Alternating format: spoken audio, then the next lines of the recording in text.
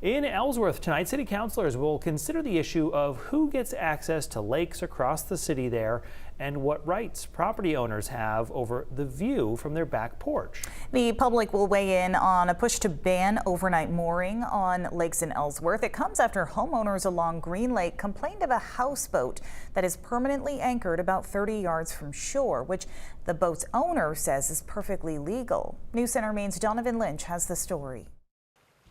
In Ellsworth on Monday, the fight over lake access is front and center. For the second time in 2 years, the city council is weighing a ban on boats from anchoring overnight on city lakes between the hours of 9 p.m. and 4 a.m. I think these people have taken advantage of this way too long, and I really hope something does come out of it tonight. At the center of this effort, a houseboat dock just offshore in Green Lake, not going anywhere. Jason Spinney helped build the structure and says it's a way for him and his family to have water access without the high price of owning property. We just want to enjoy the lake like everybody else. Unfortunately, we don't have the money like a lot of these out-of-staters that have come in and bought property. We don't have the money to do that. Spinney says he has a right to dock here under a state law passed in the 70s that protects public access to waters through undeveloped land, like the private beach near the houseboat. There's no reason whatsoever we shouldn't be able to use the water just like everybody else. We're not doing anything against the law. But others disagree. Bill Hammond owns property just up the road from where the boat is permanently docked.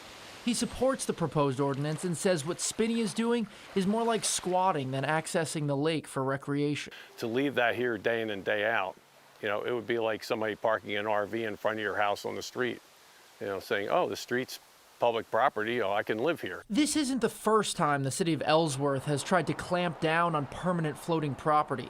Last June, the city council considered a very similar ordinance like the one being discussed Monday.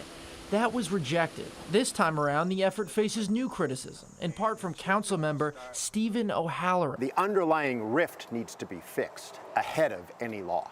Members of the public are set to share their thoughts not only on overnight mooring in Green Lake, but also in bodies of water across Ellsworth.